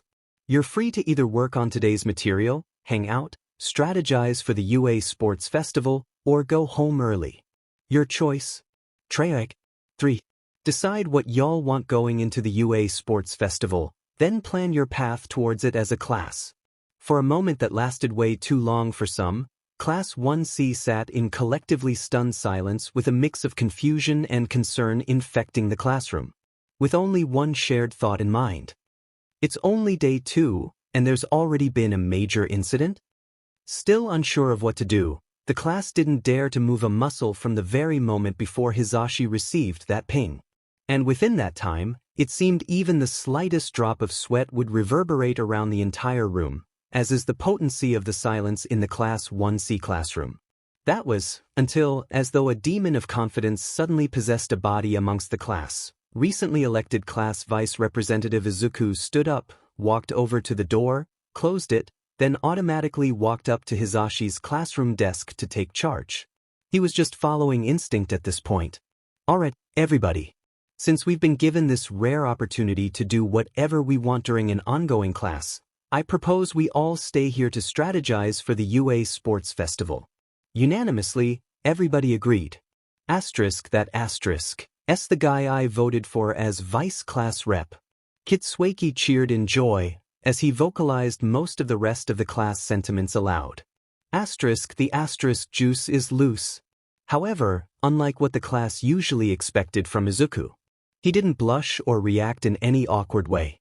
Instead, the rookie of a boy that stood in front of them had basically morphed spiritually into a veteran of a man on the spot. He simply nodded and continued on like Kitsueki didn't just make another trial of the century reference. Your kind words are duly noted and fully appreciated, Tensatsu. Pointing to Shinsei, Izuku began. While I do appreciate how evidently valued I am by Takami-san and Joan-kun to protect me so adamantly, I'd appreciate it even more if we tried to make more of an effort to resort to violence less when standing up for our fellow classmates from now on. Sparing a moment to watch Masho and Shinsei smile back at him, Izuku quickly switched faces to get to the matter at hand as soon as possible. After all, the timer he started already began ticking. Now, about those plans and strategies 𝐭𝐽𝐻𝑒 and 𝗬𝗏𝗂𝐁 both mentioned back in the lunch rush cafeteria? 𝗬𝗏𝗂𝐁 wasn't wrong earlier. I took the liberty to compile everything I possibly could on the Department of Heroes students overnight. Here's what I got. From seemingly nowhere, Izuku dropped exactly 3 notebooks onto Hisashi's desk. Much to the mutually rising respect and fear Class 1C now had for their student Vice Republic, 2 of these books are each dedicated to Classes 1A and 1B respectively, or as much as I could possibly gather on M from surface-level observations, including a few personal conversations with Mangu-san on her middle school friend 𝐒𝐩𝐢𝐧𝐢, as well as my personal connections with certain members of Class 1B. As the class got up from their desks to gather around Izuku, Masho dared to be the first to read her classmates' notes on Class 1A, the least known of their eventual adversaries. Here, even with eagle vision activated, she found it pretty overwhelming to process all of the possible information written. How could she? Especially when seemingly no detail or angle had been spared by the written confessions of a dangerous mind. To put it simply, Masho never read anything like this in her life before. 𝗬𝗏𝗂𝐁, you're better at this sort of thing than I am. You try going through all this? Perplexed at his fellow recommendation student's reaction, 𝗕𝐭𝐞𝐲 did in fact have a go at it himself.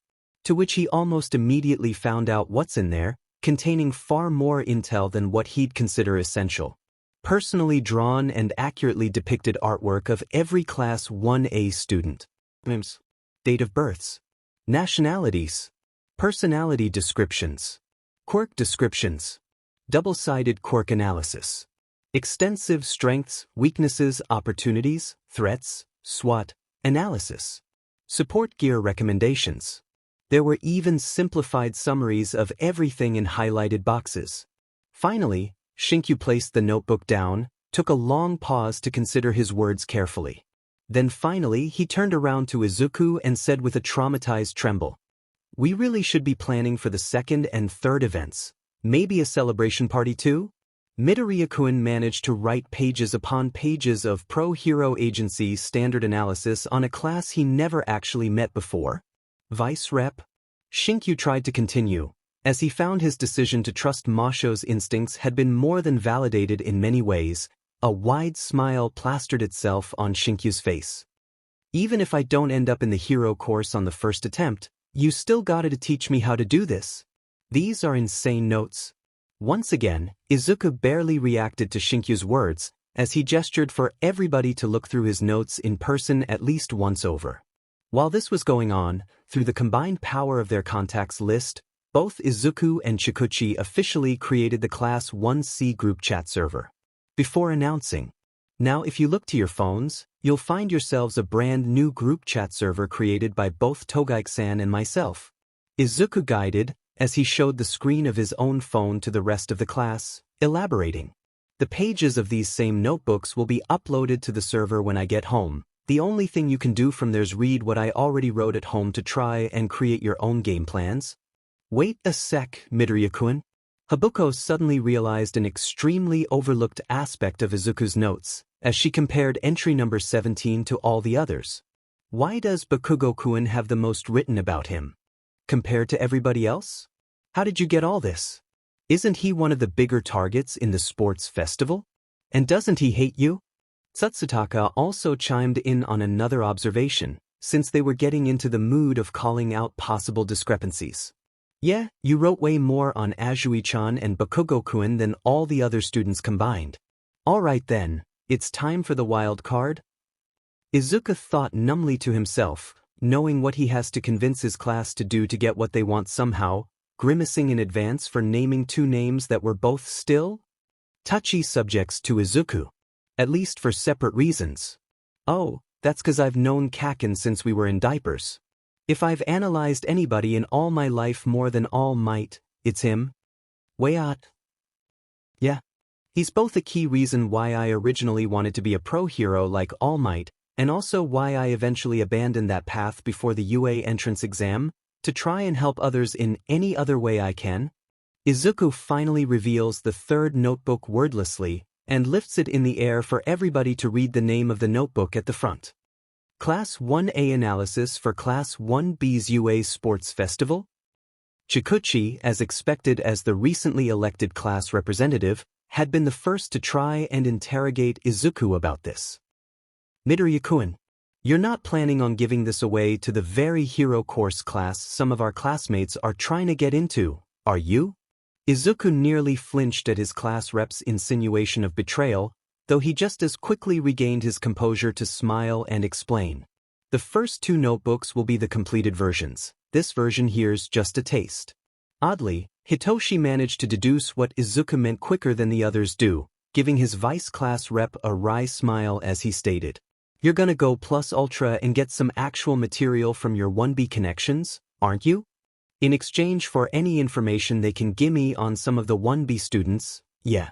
Izuku admitted as he returned the expression to Hitoshi, his grin only growing wider as Izuku's other classmates quickly caught onto what Hitoshi had realized first. "Don't worry, it's all just to make sure my assumptions aren't wrong." Then of course, Izuku had one last surprise to reveal to the class. "The students I've spoken to are all waiting for us to meet up with them now to exchange information in the 1B classroom." Class 1C all grabbed onto their belongings on instinct, as they suspected they knew the very next question Izuku would ask. "So who wants to meet their new classmates early? No talking about plans or strategies anywhere else besides the group chat server from now on." With the roars of war Izuku received back as a definitive answer, he simply stuffed all his notebooks back into his yellow backpack and started walking towards the door. As he got to the handle, Izuku looked back to his class and asked, "Well, Class 1C? What are you waiting for? Let's go and make you all heroes. The sooner I can get as many of you into that department, the less I'll keep thinking about how I'm never gonna be a hero and get relentlessly picked on by a certain person who'll never stop misreading the first letter of my given name just to call me useless." Ochako felt as though she got slapped in the face with the world's flattest board after hearing Izuku say that about himself, and decided she needed to say something, anything, even if Izuku clearly already made up his mind. So before Izuku could swing the door open, Ochako placed her hand, with one pinky up as usual, onto Izuku's shoulder. "You know, if you wanna, I bet you'd still be a pretty great hero, Midoriya-kun. Even without a quirk." Finally, Izuku's emotional walls gave in, as his previously stony expression made way for a good, old-fashioned smile. "Thank you, Uraraka-san. I wished somebody said that to me before." "You're welcome." Ochako punched the air proudly. There's just something about seeing Izuku smile that made Ochako's heart feel whole and complete. She couldn't really describe it right. She tried again mentally, refusing to give up until the right combination of words popped in to supply her with, "I really should be the one thanking you, Midoriya-kun. It's as if anything's possible whenever we have you on our side." Ochako raised both of her fists in a determined, close-eyed grin. Expecting Izuku to just move on with his analysis, to ignore the veiled meaning underneath that last sentence, to curse himself into thinking a moniker like Deku won't be anything different other than the name of a quirkless loser, especially when he's clearly not that. Instead, Izuku forced Ochako's eyes open by placing both hands on her shoulders, all so he could lean in and whisper something meant only for Ochako's ears to hear. "No. Thank you, Uraraka-san. It feels like anything's possible when we have you on our side." As Class 1C triumphantly marched towards the Class 1B classroom, light chatter began to take place among all the students. All of them? Besides Izuku and Ochako, that is. While the topics ranged from memes, to trial of the century theories, to their native countries, to cybernetics, and even to hentai. Neither Izuku nor Ochako really knew where to pick up from where they last left the conversation, especially when the confidence that possessed the vice class rep has long since faded away for another day. How does one move the conversation forward after basically mutually confessing to each other about how much they admire each other? Isn't that tantamount to skipping a few steps into romance after about 2 days of really knowing each other? However, there's still something that really bothered Ochako, even as she's walking. And of course, it was all about Izuku's last comment about Katsuki. "I know the name still really bothers him." Ochako mused to herself sadly, especially when she's more intent than ever to steamroll everybody in her way to get accepted by the hero course. I just hate how the meaning of that jerk's cruel nickname still holds Midoriya-kun back in the past. Even worse, as intent as 𝗬𝗧𝗪𝗏 still is to make it into the hero course. Izuku's planning to just stay behind in Class 1C, while just about everybody's trying to switch departments too. So she screamed into her thoughts. I hate this. So instead, 𝗬𝗧𝗪𝗏 tries something different this time. Hey! Midoriya-kun? Izuku turns towards 𝗬𝗧𝗪𝗏 in curiosity, responding. Yes? Uraraka-san? Sue? I just realized something. 𝗬𝗧𝗪𝗏 tried awkwardly, as she tried her best to frame her new idea in the nicest way she can. If your whole thing now's to help people in any other possible ways without being in the hero course, doesn't that mean you're more of a 𝗕𝗁𝗍𝗪 than a 𝗕𝗂𝗁? As in you can do it? Surprisingly, Izuku actually rolls with the idea for a bit. As he tried the name out within his own mind, it strangely didn't hurt as much anymore. In either way, Izuku says it to himself. Deku. 𝗕𝗂𝗁. 𝗕𝗁𝗍𝗪. When Uraraka-san says it, I don't hear her calling me useless. So maybe... Finally coming to a decision, Izuku poked 𝗬𝗧𝗪𝗏 back on the shoulder, as he allowed the words on his lips to be heard. Yeah, you're right. It actually does feel really empowering when you put it like that. Since I'm not aiming to be a hero anymore, feel free to call me Deku, if that's what you want. 𝗬𝗧𝗪𝗏 beamed about her unlikely success, as now, she held more hope that if and when 𝗬𝗧𝗪𝗏 makes it into the hero course, her best friend won't still be shackled to the past. Though now... Great. Now you gotta try and come up with a cute little nickname for me. Deku-kun. Hey. Midoriya-kun. Setsuna greeted Izuku at the door, rushing him with a hug the boy could only awkwardly return with a guilty blush on his face. Good to see you again. How've you been? Thankful that Setsuna didn't immediately start off with relentless teasing, as this time, the demon of confidence left him to his own devices. Izuku somehow found it within him to play back a little, sarcastically replying.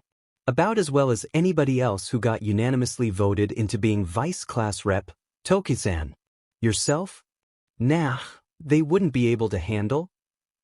Setsuna responded casually, refusing to be outplayed, as her hand made a seductive posture down her hips, finally suggesting.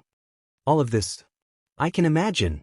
Izuku chuckled with good grace, allowing his words to hang in the air a second or two more at the sight of her hips, making his gaze swim back up, lingering just the tiniest bit too long at Setsuna's lips, before transitioning back to her eyes as he flirted. It's a very big step for me.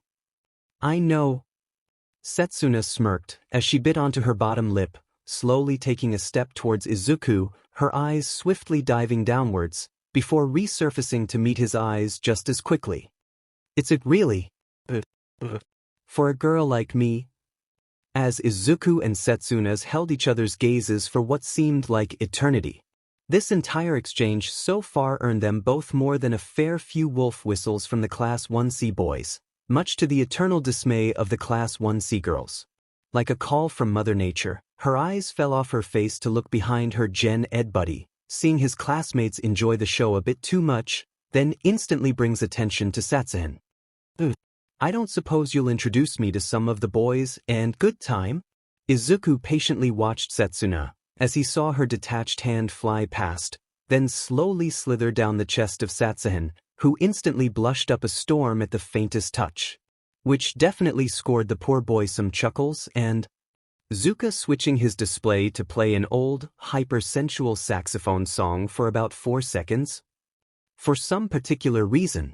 Sensing the need to match Setsuna with a power play of his own, and without sparing a second thought on it, Izuku boldly grabbed Setsuna by the waist with one arm, looked her in the eye, pulled her close, then whispered into Setsuna's ear with the sultriest voice he could, convincingly, channel. Only if you introduce me to some of the girls and good time? Before pulling away, checking her out up and down, then teasing. Why don't we start with the one I've got in my one? Right now? As Zuka simply pressed play to continue the rest of the song, while Setsuna, finally, melted into many blushing pieces on the floor. Izuku turned around to find Itsuka with her arms crossed, wearing an utterly unimpressed expression. Are you two finally done? With his sense of shame finally returning, Izuku simply scratched the back of his head with a bashful, as the only sentence he could explain. All it is. Sorry, Kendo-san. You know how 𝗕𝗏𝗁 can be. Pinching the bridge of her nose, Itsuka merely sighed, grumbling something unintelligible under her breath, before replying with, Yeah, I know. So why did you humor her like that? Come on, Prez? Setsuna exclaimed, after silencing piece herself back together using far more time than the class representative of Class 1B already knew Setsuna actually needed to do that. You're no fun. The vein appearing on Itsuka's head only got larger at that comment. What part of watching you both tease each other like you were about to rip the clothes off each other's backs violently can be classified as fun? Izuku and Setsuna simply shared a look at one another, before both turned back to Itsuka to comment. All of it, / all of it? Itsuka looked ready to rip out her own hair at that. Fine. Now, are you all just gonna keep standing out here? Or will you actually walk into the classroom? You don't have to worry about Monoma-kun right now. Itsuka explained in relief, as though the very presence of Class 1B's expert instigator hadn't been sorely missed by anybody else in the room at the slightest. He went straight back home after Kan-sensei left in a hurry to take that emergency call. Hiryu asked Izuku amusedly, acting as though the latter wasn't supposed to see the former again after only a day. Both boys laughed wholeheartedly, as the rest of their respective classes merely stared at them in confusion. Before Izuku retorted. They both couldn't resist laughing a bit more, before Izuku and Hiryu switched back to Japanese. The latter chose to speak first. So have you heard about the whole experiment thing UA are trying this year, Midoriya-kun? Of course. That's exactly why the rest of my class are here too. Izuku revealed perhaps a bit too casually, as he nearly forgot that he's in the classroom of one of the classes his own were supposed to be competing against. Though we do both share a mutual rival with one another. Pony seized her opportunity to holler. Eagle, as Monoma-kun would say, Class 1, Eagle. Yeah. Tetsu also chose this moment to finally yell passionately, his competitiveness completely overwhelming all his common sense in this very moment. With Midoriya here, both our classes definitely have what it takes to give the crowd a real manly performance. Some Class 1B students visibly disagreed with the way Tetsu just phrased that sentiment, as well as at the ease in which Pony threw Nido under the bus so easily. One of which being 𝗓𝗓𝗓. Please refrain from belittling the abilities of our peers in such a manner, Tetsu-kun and Tsunotori-chan. We do not wish for Monoma-kun's negative influences to besmirch our public reputation as a class. Though some didn't quite see Tetsu's words as being purposefully offensive like 𝗔𝗓𝗓 did. One of which being Hananuki Juzo. You know Tetsu-kun isn't that sort of person, 𝗓𝗓𝗓-kun. He just wants us all to do well. Even if that wasn't really the best way he could have phrased that. Deciding to pitch into the conversation, Komori Kinoko did so the only way she knew how, mushroom puns. Porcini Tetsu-kun and Pony-chan. Monoma-kun just doesn't know when to stop being such a beach to everyone outside his own portobello. Almost everything that Shaggy in Cap wants us to do would hedgehog get us into morel truffle. Aways Yosetsu scoffed at Kinoko's choice of words. Just say it how it is. He's our own version of that Class 1A bastard, Bakugo. We'd be better off teaming up with your entire class than Monoma. Bondo Kojiro decided to summarize briefly. Monoma-kun does get really excessive with his competitiveness a lot. Yeah, I'm with all of you on that. Shota Nairenjiki remarked from the side, as he faced Juzo's direction. Both of their superiority/inferiority complexes are already starting to get really grating, especially if we all have to put up with them both for 3 whole years. Tager merely quipped back to Yosetsu. Does it matter? After getting to see what Midoriya-kun's like on day 1, then comparing him to Monoma-kun and Bakugo? I'd rather chop the other two's heads clean off at the same time. Yanagi Reiko didn't really have much to add, besides. I concur. Kodai Yui simply hummed in agreement. Manga, like Kojiro, opted for a much simpler description. He does get really comical with his antagonism. 𝗬𝗧𝗪𝐻𝐻𝗫 scoffed in response, though he notably didn't disagree with 𝗓𝗫𝗁𝗃 or manga. There is an inherent blackness in his soul that desperately needs to be filled somehow. 𝗬𝗫𝗁𝗃 couldn't resist snickering at 𝐎𝑗𝐻𝗫's peculiar phrasing of Nito's issues. Look, as much as I can see the need for taunting at times, even I seem more well-adjusted than Monomakuen is. He might still be mad about the whole camgirl thing. 𝗕𝗁𝗃 also preferred a much more blunt comment about Nito. His devilish ways have to be corrected somehow, lest he find himself in the wrong situation in the eyes of our Lord. 𝗬𝗁𝗃 sided more with Reiko and Yui's fairly muted agreements towards Toguro than he did with 𝐭𝐫𝐲 and 𝐈𝐵RA. He's been trying to gaslight us all into hating every other class for no good reason since we all first met, so it's definitely not the camgirl thing, 𝗬𝗫𝗁𝗃. So that brings us all to what both of our classes are trying to do now. Hiryu noted sagely, as he had been the one to approach Izuku about the information exchange to begin with. We may both share most of our common adversaries, though it still does not quite explain where Class 1C are at with Class 1B. From his bag, Izuku pulled out the third notebook as he stated.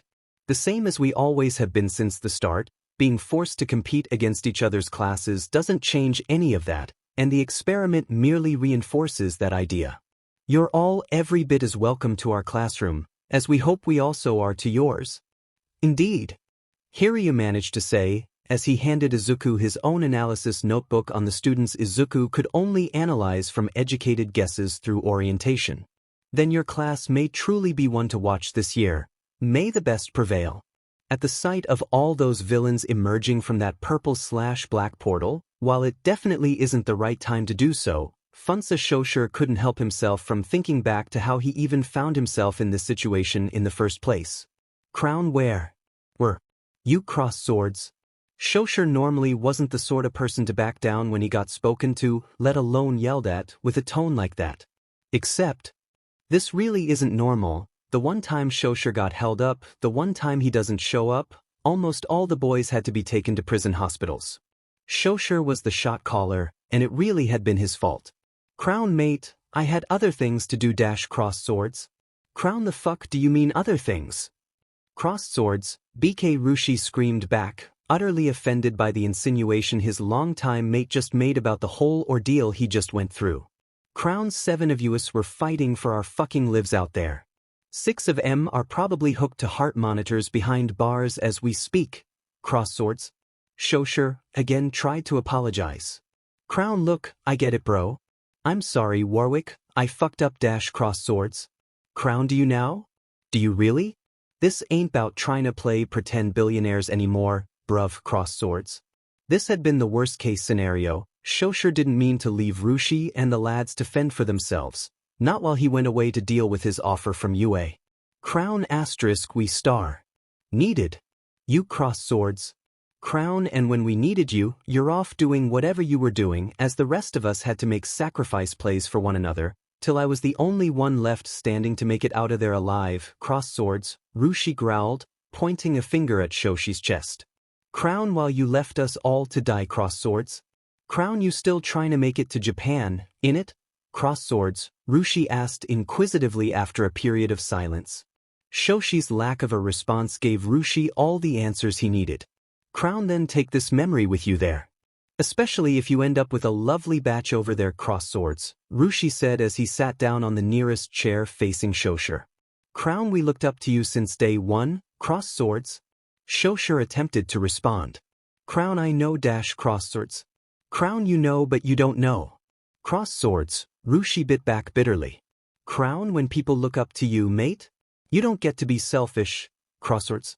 Being all too aware of his mate's mannerism, Shosher opted to remain silent as Rushi continued. Crown you say run? We run cross swords. Crown you say swim?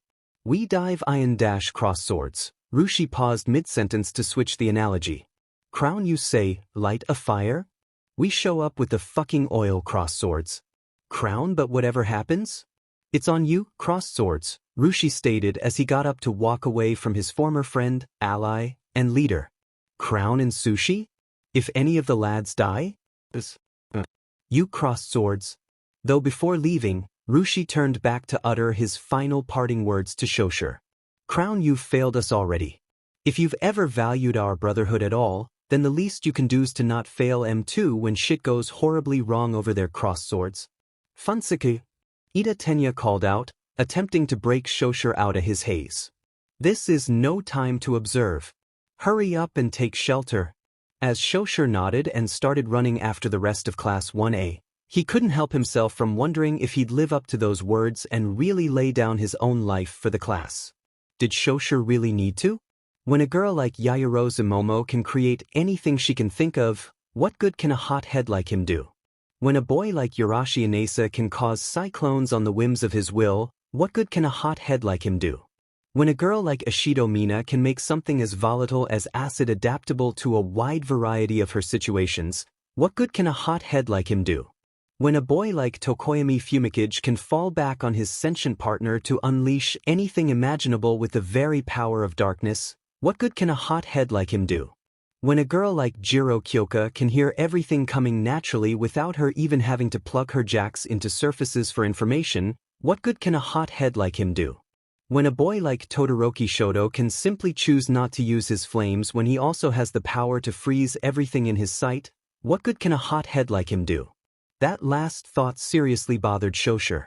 And they're just some of the classmates who's seriously impressed him. However, before 𝗓𝗓 could even try to think about the others, another portal opened just in front of the door, specifically from the floor. From it rose the specter known as Kurojirai. I won't let you. Crown, look, Tsu's crossed swords, 𝗓𝗓 remarked at Tsuyu's observations, despite Minoru's protestations. Crown, I do not know if this whole thing has anything to do with that alarm back in UA earlier, though if what that villain said is to be believed. They clearly know about our schedule. We are definitely going to need to get our shit together right now, or else these villains are going to fucking kill us like Todoroki said earlier. Crossed swords? Crown, both of you, give me a basic idea of how either of your quirks work. Crossed swords? Nodding in agreement with 𝗓𝗓, Tsuyu bluntly responded to 𝗓𝗓's question. Karo, I can jump high, stick to walls, and stick my tongue out up to about 20 meters. Karo? Karo, I can also spit out my stomach and wash it, and secrete toxic mucus that actually just stings a little. Karo? Dash. The last two are practically useless, so you can probably forget about them. Karo. Crown, good, at least we have something to work with. Crossed swords, 𝗓𝗓 responded as some semblance of an idea begun to take shape within his mind, before turning to his other classmate to ask, Crown, my Netakun? Crossed swords? Reaching up to his hair to pull out a sphere, Minoru replied. My quirk lets these stick super tight.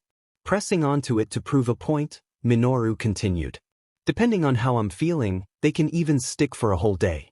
They grow back after I pull them off, but if I pull off too many, I'll start bleeding. They don't stick to me. They just bounce off. As 𝗓𝗓 and Tsuyu gave Minoru a certain look for a good while, Minoru began to freak out and cry again. That's why I said we should just dash. Crown, okay, there might be one move I have that can work. Crossed swords, 𝗓𝗓 interrupted swiftly, not wanting to deal with the clearly insecure boy about his confidence issues at the moment. Crown, since we are surrounded by water, nearly everything I can do with my quirk is useless when all I have is fire. Crossed swords. Bam.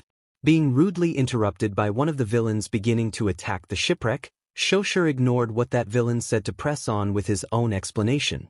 Crown, the two things I can do that might work is my burn point and setting the shipwreck on fire. Crossed swords, 𝗓𝗓 revealed, as his hands begun to shine a brilliant orange and started throwing pools of flame around the shipwreck.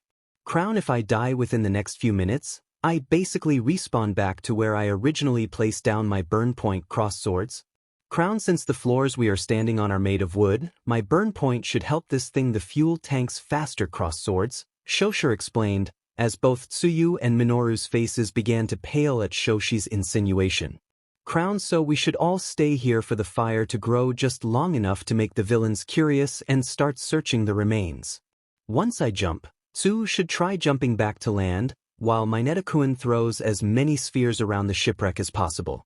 Once I respawn, Tsu should pull me away with her tongue before it explodes and the flying debris kills all the villains. Crossed swords? Minoru, to his credit, tried to object to this suggestion. Are you crazy, 𝗵𝘃𝗶? You're gonna blow up this ship just to get us out of here? They can just swim after us dash. Crown my Netakuen? This is a life or death situation, and we are completely surrounded cross-swords, 𝗕𝗫 said, as he unleashed a burn point onto the floor beneath his feet, getting ready to jump. Crown, I think following Bakugokuen's example is the only way the three of us can get out of here alive, cross-swords. Crown killing them all cross-swords. Those fucking extras and their fucking submission holds. Katsuki thought bitterly, with the last few explosions possibly aggravating the shoulder Shinsei broke hours earlier. Katsuki couldn't resist the need to put a hand from his good arm to apply a bit of pressure on the bad arm. Hey, you don't look so great, Bakugo. Kirishima Ijiro pointed out in concern, as he sheathed the hardening on his right hand back to normal. We can get you something for your shoulder dash? Not now, shitty hair. I'm fine. Katsuki interrupted, panting as he surveyed the room for other villains, and finding none. Is this all of them? They're so weak. Ijiro stared down at that same hand as he replied. Probably, all right. Let's hurry up and go save the others. If we're here, then everyone else should be inside USJ, too. I'm worried about the guys with less offensive ability. Ijiro explained as he formed yet another fist. Besides, because we ran off ahead, we slowed 13-sensei down. If 13-sensei had been able to suck up that fog, then this wouldn't have happened dash. Shut up, you're sounding a whole lot like Deku right now. Katsuki interrupted once again, looking away from Ijiro with his eyes closed to calm down quickly, before Katsuki ended up hitting Ijiro over it. If you want to go, then go by yourself. Ijiro looked back at Katsuki in utter disbelief, before that disbelief quickly transitioned into outrage. As men, we have to take responsibility for what we did. Take that men shit with you and go save the extras yourself then. Katsuki growled back nonchalantly, while his mind dismissed the scene around them to lock onto a new target. I'm gonna kill that warp gate? From outrage, Ijiro felt the onset of irritation. What? You're gonna act childish at a time like this? Besides, that guy's attacks are dash. Shut up. As this is happening, the remaining villain took advantage of both students' distraction to position himself to land on the floor silently. That gate bastard is the enemy's way in and out. With an agile flip of his body, the villain landed on the tip of his toes to reduce any noise he made. I'm gonna cut off their gateway route for when the time comes. Good. The villain thought to himself as he began crawling towards Katsuki. It's not like we don't have a way to fight the fog. Sensing his opportunity, the villain chose this moment to leap towards the boys, screaming as he unsheathed his own blades. Stop your chit-chatting. Since you've left your guard down dash. An opportunity which got swiftly shut down with Katsuki casually grabbing the head of the villain, positioning his good knee in front of the villain's head, and exploding the back of the villain's head towards it. Boom. Insulted by the villain's pathetic excuse for a sneak attack, Katsuki raised his good shoulder towards the recoiling villain, and didn't waste a single second to hesitate about pulling the pin. Boom. Turning back around to face Ijiro, as if Katsuki sent nearly whole rooms previously filled with defeated villains flying off of tall buildings for fun every day, Katsuki continued. Anyway, if these small fry are the ones assigned to us, pretty much everyone will be fine, right? That reaction time was amazing. Ijiro thought to himself in horror. But he just sent multiple villains to their deaths by pulling a single pin. Getting ever impatient at Ijiro's behavior increasingly resembling Izuku's, Katsuki turned around and started walking away. I thought so. Then go if you want to. I got more important things to do. Wait. Katsuki actually paused to turn around, and is met with the sight of Ijiro hardening his fists again, as he declared. Believing in our friends. That's real manly, Bakugo. I'll follow you. Aha. You can erase quirks? Shigaraki Tomura stated plainly, as the Nomo forced Shota to keep looking at Tomura as he spoke. That's wonderful, but it's nothing impressive. In the face of overwhelming power, you might as well be quirkless. Desperate to free himself of his current position, Shota weakly turned around to try and disable the Nomu's quirks. Crunch. Aha. Which had been too slow to work, as Nomu stomped on Shota's shoulder so hard 𝗧𝗏 actually blacked out for a bit. It's like he's breaking a twig, 𝗕𝗏𝗄 remarked without much fanfare. Keeping his head down to hide his consciousness, 𝗧𝗏 thought. I'm sure I erased his quirk. That means he is just that strong. Suddenly he felt an insanely tight grip into his hair and head, as the Nomu slowly raised 𝗧𝗏's head back up, at least long enough to hear himself comment internally. He's as strong as All Might?